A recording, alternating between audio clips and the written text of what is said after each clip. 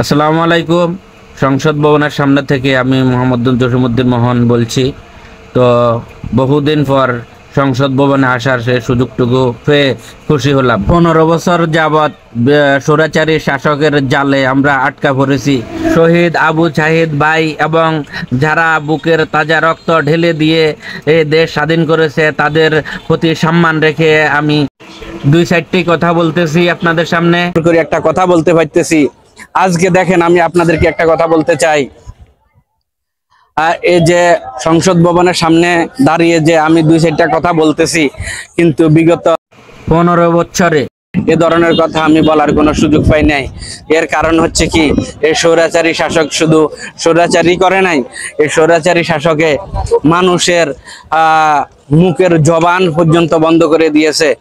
এমন আপনার যদি স্বাধীনভাবে কোনো একটা কথা বলতে চান, আপনার রাত্রে ঘর থেকে আপনাকে উধাও করে ফেলছে। বহু নেতা কর্মী আছে যাদেরকে শুধু জাস্ট কথা বলছে, এই কারণে অনেক গায়েব করে আলাইছে। হত্যা, গুম, খুন, সবটা হত্যা, গুম, খুন মিলে আপনার সরকারের বিরুদ্ধে কোনো কথা বললে সে ব্যক্তি নাই হয়ে যায়। আজকে দেখেন, আজকে বুক খুলে এবং মন খুলে এই সংসদ ভবনের সামনে দাঁড়িয়ে আমি কথা বলতেছি, যে কথা বলার সুযোগটুকু আমার বিগত বছরে ছিল না। সাধারণ কোনো রাজনৈতিক সম্বন্ধে কোনো কথা বললেও মানুষের জন্য সেই সময়টুকু নিরাপদ ছিল না। কিন্তু বন্ধুরা, আমি আপনাদেরকে বলতে চাই, জীবনে এই স্বৈরাচারী শাসক থেকে আমরা হাত থেকে বাঁচতে পারি। আমরা আজকে সারা বাংলাদেশের জনগণ অন্তত আমি বলতে পারি যে প্রতিটা প্রত্যেক জনগণই জেলখানা থেকে মুক্তি পেয়েছে। দেখেন, আমরা এই জেলের বাইরে থাকিও আমরা সবসময় অনুভব করছি যে আমরা একটা মানসিক জেলখানার মধ্যে আমরা গত 15 বছর আমরা ছিলাম। 15 থেকে 17 বছরের মতো আমরা মানসিক জেলখানা ছিলাম। সে মানসিক জেলখানা থেকে আমরা আজকে মুক্তি পেয়েছি। তো বন্ধুরা, আমার এক ভাইয়ে এই সম্বন্ধে কিছু বলবো। ভাই বলেন, আপনি কিছু বলেন।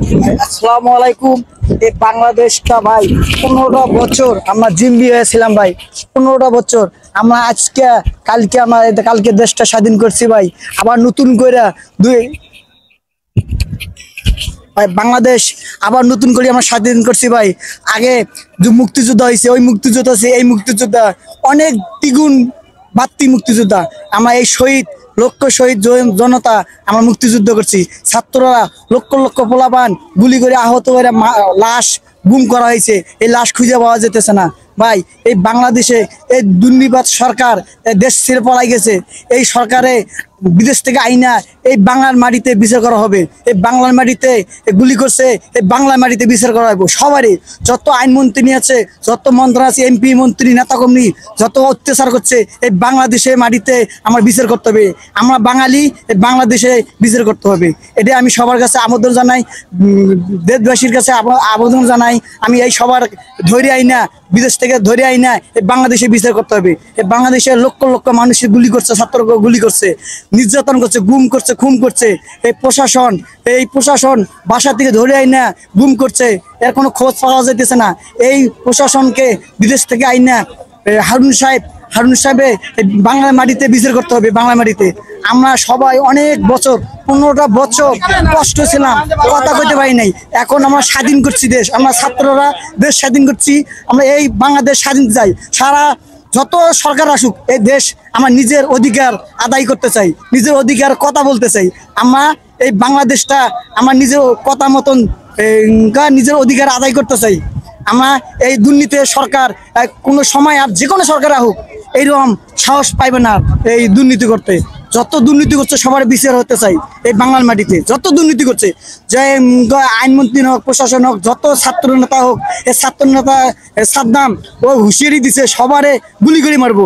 ওর এই বাংলাদেশ আইনে এই বাংলার মাটিতে ওর ফাঁসি দেওয়া চাই, ফাঁসি চাই। সাদ্দাম ছাত্র নেতারে ফাঁসি চাই, ফাঁসি। আর কিছু চাই না, ছাত্র নেতারে ফাঁসি চাই সাদ্দাম রে। আপনারা সবাই সাপোর্ট করবেন, আপনারা সবাই বন্ধুরা আপনারা সবাই সাপোর্ট করবেন, আমাদেরকে সহযোগিতা করবেন। এই যে এই যে স্বৈরাচারী শাসকের দালাল ছিল সাদ্দাম, সে সাদ্দাম রে দেশে আনি ফাঁসি দেওয়ার জন্য আপনারা সবাই সহযোগিতা করবেন। আমরা জনগণ, আমরা এই যে এখানে আমরা 20 কোটি জনগণ আমরা এটার পক্ষে আছি, আমরা দাবি জানাই জোরপূর্বক। তুমি কিছু বলবা? হ্যালো, আসসালামু আলাইকুম, ইটস মি মোহাম্মদ ইমরান হোসেন, থাকছি আপনাদের পাশে। আপনারা থাকুন।